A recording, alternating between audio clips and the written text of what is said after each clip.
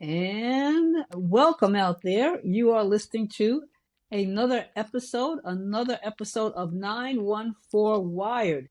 I am Ardina Stewart along with Charles Stern. Our third leg, Peter Moses, is out for the day, but he will be back next week in force. And today I'm happy to say we have repeat guests because they were so good the last time, they came back again, courtesy of J.P. Morgan Chase in the house. We have Kristina Vazquez and Wayne Q. Is Wayne Q or Wayne O? Wayne Davis. I'll leave out the initial. And today, they did such a great job talking about financial literacy on our past show last year that they came back because it needs to be repeated and also updated with new information. There are three things that we need in life. Four things: food, water, love, and money. So, and the thing is that money can be kind of elusive if you don't know how to spend it or actually how to organize it. So we're going to discuss that today. So I'm going to throw it out to ladies first. I'm going to throw it out to Kristina. Kristina, what's the most important thing we need to know about financial literacy? The most important thing we need to know about financial literacy is that it goes hand in hand with our mental health and our physical health, because most people are worried about their finances, and so there's an overall impact to our overall well-being. So being financially healthy ties directly into our overall health. Wayne, now I'm going to put you Yes. in the hot seat. I'm going to put you in the hot seat. At what age should people learn about financial literacy? I mean, do you start it off as children? Is it too late to learn at middle age? When do you need to educate? When does one need to educate oneself about financial literacy? I think, Ardina, it's a great question, and thank you and Charles for having us. You can never start too early. Christina and I do workshops in the communities for young people as young as 5 years old. And really, what we begin to focus on is wants versus needs. And I think the psychology of money starts at an early age. And I always share my personal story. When I would go out with my mom, there were a lot of things I would want, and there were a lot of no's that came with that. And so when I was able to earn my own money, I didn't want to deny myself the things that I wanted. That can have a positive as well as a negative impact. If we teach young people the difference between needs and wants, they'll make better choices with their finances. That's a very, very important distinction because you hear this phrase, not compulsive. Well, there's compulsive buying, and there's also emotional buying, and I think that's what you're talking about. Where if you're feeling, I mean, women I think are more guilty of it than men. Where if you're feeling kind of bad, you say, something, I'm gonna go to the store. I'm gonna buy myself a new dress or a new shirt or a pair of new shoes to cheer myself up. And that item will sit in your closet for 6 months, 7 months, sometimes a year, and you never ever use it. But the thing is, you go to the store because you buy something, it gets the serotonin uptake working, and you start to feel better. But it's only temporary. So how do you? This is the question to both of you. Delayed, delayed reaction. How do you subdue that need to run out to the store and buy something from an emotional point of view? How do you Um, teach I, delayed gratification? Gratification. That's what I'm looking for. It's a great point that you make, and it really goes back to where I ended with choices and not looking at, like, for example, having a budget is not a bad word. It's not the B word. Managing yourself and managing how you spend your money will give you greater rewards in the long run. But it's really reprogramming your mind to Yeah. to understand and believe in that. And that's the challenge in the work that Christina and I do in the communities. And it does take a lot of effort. We struggle ourselves, even though we teach financial literacy. We ourselves have to admit to our audiences that it's a struggle that we have. I like a new suit just as much as anyone else. And so you said only women, but myself, I like to make those emotional purchases as well. And I have to remind myself that I have a bigger goal. Whether it's saving for a vacation or planning on making improvements on the house, that's far more important and more rewarding in the long run than getting a new pair of shoes or a new suit. I So also Wayne, think that, I'm sorry, go ahead. Charles. No, no, I go also ahead, think Christina. being able to identify where you currently are in your journey, like being able to identify where you are and where you need improvement, right? So just having that awareness so that you can make different choices. I think that's an important part too. Ardina, you talk about retail therapy, which I'm also Yes. familiar with. And boy, does it feel good to come home with that new suit or that new pair of shoes. But when you have to readjust your budget, for that, you have the opposite effect. So just really being honest about the long-term impact of those choices and empowering the audience to make a different choice. So tell me a little bit more about these audiences, Christina and Wayne. Do you go out as a team? Are they young people, old people, schools, churches? Where are you showing up? Yeah, Charles, all of absolutely. the above. Go ahead, All Christine. the above. Go ahead.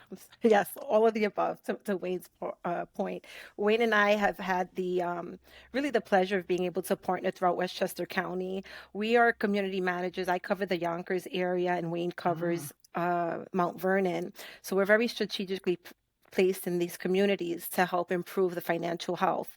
Um, so we partner with local organizations and their programming to deliver on various financial health topics. Now we should explain that you're coming through through Chase, That's correct? correct. Yes, Chase Okay. Bank. yes. And so, if I was a principal of an elementary school, how would I access your help? Do I call Well, that's a Chase? Do I call a great branch? Who question. do I call? Well, we have community branches that we've actually placed hundreds of them across the country. Christina has two community branches in Yonkers. There's one in Mount Vernon, and so we make it real public that we're here to serve the community. Members of the community can even use that space for public events and things like that with enough notice. So if someone were to come in a branch and ask to speak to a community manager, but we're out in the community and we want to make them aware. So you're very good. We haven't reached everyone, Charles, but And what we when try to do, where is that facility located?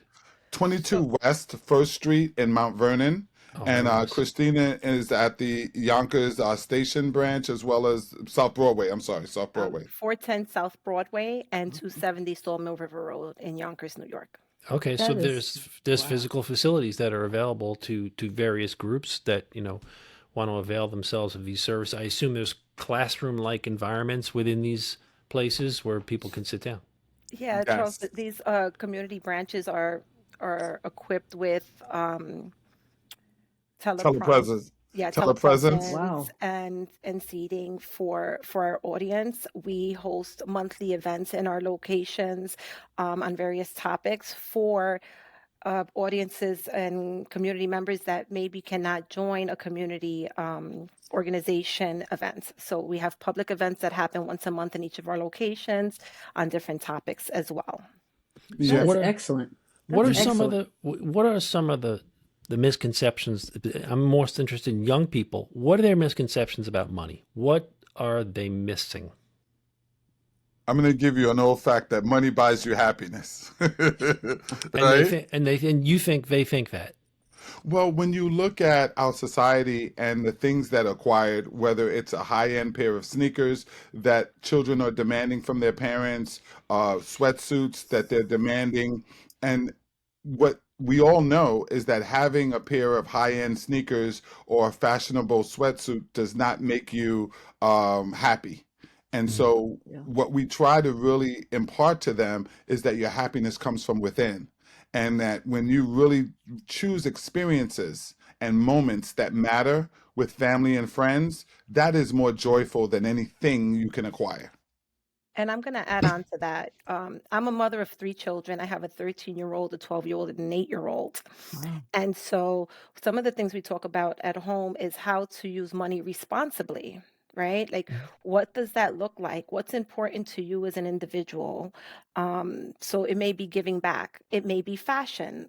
To Wayne's point on the sneakers. So just creating the balance between the needs versus the wants, and then our responsibility as citizens, right? Um, so just helping them to understand that. And many times, I think about when I was growing up, money was nothing we spoke about at home. Mhm. I saw mom work hard for her money. I talked about that during our last interview. And so for me, it was about making it to just making it right with money you make. Just make sure you're paying your bills, Mhm. and making it and kind of making it through. And so as we teach and we speak to students in Yonkers and Mount Vernon and throughout Westchester County, what we want them to know is we want them to have awareness, right? So that although this is a topic that requires consistency of message, that they are aware. These are the things that you have to think of, right? These are the things you have to plan for, because when we make a mistake with our finances, it takes a long time to repair that. Mhm. So having this information up front would, ensure that they're thinking twice before they make the type of mistakes that will take years to repair, setting them back, and hopefully closing that economic gap in these communities. And how do you message that to a 12, 13, 14-year-old? We've got activities. So one we have is build your own skateboard, and we Okay. give them a budget, and they Mhm. can add things to Wow. their skateboard. And then here's the real kicker: did anyone have anything left over? So we'll have a group of children who Wow. will use their entire budget and Mhm. accessorize their skateboard, and then we'll have some that says, "I have $10 left. I have $5." And I said, "Well, why didn't you use it all?" And she said, "Well, maybe there's an emergency. I may have to change one of the wheels on my skateboard." So there are young people who actually think about the Hmm. future. And so these are subtle lessons that help the children. For our older children, I always give an example. I said, if I gave you $100,000, what would you do right now? Most people talk about the things. No one says, I'll pay off all my bills. And one of the lessons that I show them is if you reduce the bills and stop paying all that interest that you're paying to banks and other people that lend you money, you will have more power with what's left. And so those are lessons that we try to impart to the community. Wow, that is so impressive. I love the idea with the skateboard. It's brilliant. Now, I want to ask a quick question about cautionary tales. You see a lot of athletes and some movie stars who have these $1 million contracts. By the time they're 25, 30 years old, they're worth, boku bucks. Then all of a sudden they hit a snag when they're in their mid 30s or 40, and they're broke. And you sort of scratch your head and say, well, how did they end up with nothing? How did they end up in the red when they had all of this money? And then you look and you see, well, so and so had, 10 Mercedes. They had a house that was $40 million. And then business slowed down and they couldn't pay the mortgage. So do you incorporate that into your lessons as a cautionary tale? Absolutely. Christina actually came up with a great idea for a budget. So, in some of the organizations that we work with, we have them in groups create a real life scenario. What's your occupation? Are you renting or do you own? Do you want a car or do you not? How much are you spending on groceries? How much are you spending on transportation? And together they have to figure out with a set salary, and the salaries range. So it's not everyone's making 100,000. We have people that are working in supermarkets, and we have white collar, blue collar employees, and they choose, from the group set. And then the real journey is figuring out that there has to be income coming in to meet your expenses. Mhm. And then there has to be some residual left over for savings for emergencies and even just some of the fun things you want to do in life. So I think it's really instrumental in teaching them how to manage their finances. So you speak to a lot of young people. Wayne, We what do. age do you think young people are able to grasp the concept of expenses versus income? As young, you would not believe we've gone as low as 5 year olds and Mhm. maybe some below that in Yonkers, in Christina's community and my community. Today we had young people, we were talking about STEM. So I think as long as you simplify it, even when you go to the supermarket with the young folks, it's an opportunity for parents to teach. A child is always like, give me the Cheerios, right? Mhm. And that could be an instructive lesson to mom and dad. I can get the Cheerios, but then mommy may not be able to pay the light bill. And we Right, need the lights, right? right, So right. we're not going to go with necessarily Cheerios. We're going to go with the store brand or the Kirkland brand, and that's what we'll go with. So needs versus wants, income versus expense. What about some of the more advanced financial topics, or they're not even so advanced, but maybe a fifth or sixth grader could latch on compound interest, those kinds of things. Do Mm. you cover that? We We, do actually. Go ahead, yes, Christina. we also cover the basics of banking. We cover credit, interest, those various topics. We also cover and what most what we want them to know along our teaching is that they have choices, Hmm. right? And in every in every workshop that we facilitate, that's covered in there. So there are the choices on where to bank, how to bank, from check cashing places to financial institutions. So all these choices, but what's the one that's going to help you on your journey best, right? And then as far as credit is concerned, when do you start establishing credit? How soon do you have to check credit? What are the components that go into credit? And again, one of those, the choices that we make have long-term impact. And so is your practice primarily Yonkers and Mount Vernon? And all of Westchester as Oh, well. it's all of Westchester. Okay, Westchester County. so in Westchester we have widely varying levels of wealth. Do you notice differences between this kind of a workshop when you conduct it in a middle to upper class community versus a community where there's high needs economically? Absolutely. And what are the differences? The differences are the ones in affluent don't really hear no often. So one of the questions that when we talk about needs and wants is, have you ever been out and asked mom or dad for something and mom or dad said, no, we cannot afford that, right? Or Okay. no, we can't afford that. And then the ones in affluent communities, they don't really have that personal experience. Their experiences are more uh, mom and dad maybe requiring them to do something, a chore, something around the house to do the experience. Where those in our underserved communities, they hear no quite frequently, Wow. right? Because the resources just aren't there. They're right. The funds are just not there. And Right. so we have discussions about how they in their lives can one be mindful of their parents. So we try to help the parents as well on understanding why mom says no or dad says no, and what can you do even as a 5-year old to help mom or dad. And some of them you'll be surprised, it's like, well, I won't have to ask for the Cheerios, or I don't have to have that toy, right? I can wait for birthday or Christmas and things like that. But it's really teaching them how to navigate the choices that they make, and even asking for something is a choice. Yeah, Wayne, if you're doing these workshops in Mount Vernon, in Yonkers, and in New Rochelle, and other places where there are kids with high needs, you must be hearing all kinds of things, all kinds of concepts about money. I'm really would be fascinated to know more about what they think of money, where money comes from, the scarcity of money. We're talking about there are kids that don't have a full refrigerator every day.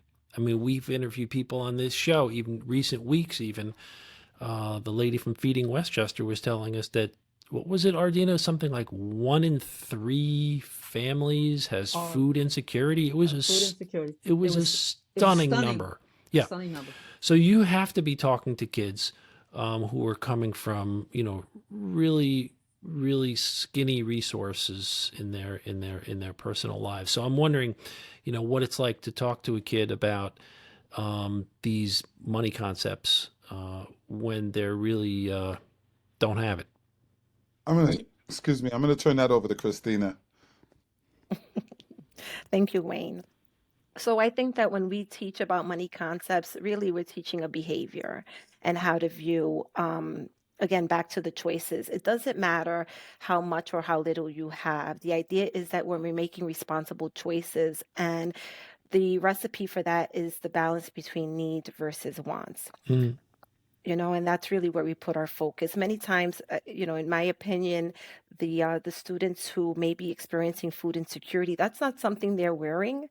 That's something they're just like any other student, just sitting in the classroom and trying to absorb all the knowledge possible. So the message is consistent. And even when we're in the affluent areas, we're having that conversation about needs versus wants, Right. because the behaviors are the same. That what's different is the access to resource. Right. But what they're hearing from you is it's possible to get a bank account. A bank is a place to keep money. You can earn interest if you invest and so on. And what is credit and what does it mean to buy something if you don't have the amount of money necessary to purchase that thing, but you use credit to purchase it with? I can see how those concepts could be, those are life lessons without a doubt. Yeah, and we try to give them examples, Charles. For example, when does it make sense to use a credit card? Uh, Yes. you're starting college. You need a laptop to do your work.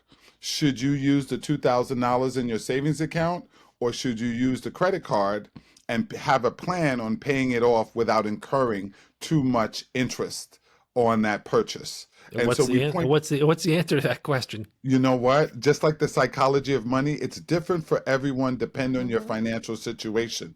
And Mhm. so, for example, if someone has a better, like they're doing a work study and their income is very limited because it's from the college or things like that, versus someone who maybe got a telemarketing job and they're doing very well in that Mhm. telemarketing job. I did telemarketing when I was in college. I Mhm. think they still do telemarketing for undergrad, right? And so that person may be earning them, although they're both in the same part as far as their matriculation, their experiences are different. So one may make the choice that I'm going to use this credit card because I don't make enough, right, to do that. Where Ah. the other student may say, I would rather buy the laptop and not incur the interest. Mhm. There are some cases where paying the interest because you need this to get something done, like even having a car or a vehicle to get to work. For some folks, that choice is very different because there's no other means of transportation. We're so fortunate in New York to have such a great transportation system. You could get around right in New York City any way you want to. But as you move further away and get to rural areas, their choices are much more limited in Mhm. transportation, and so a Right. car becomes more necessary. So those are the differences and nuances that I think are important. Yeah, and What our about? content, or I'm sorry, Regina, No, go no, ahead. no, go ahead, Christina. I interrupted you. Our content also gives examples of areas that you should be mindful of. So if you're using your credit card to purchase your everyday food, that's a red flag that you have to take a look at things, and just it gives great examples on what you have to be mindful of and where you need to make adjustments if those are your situations.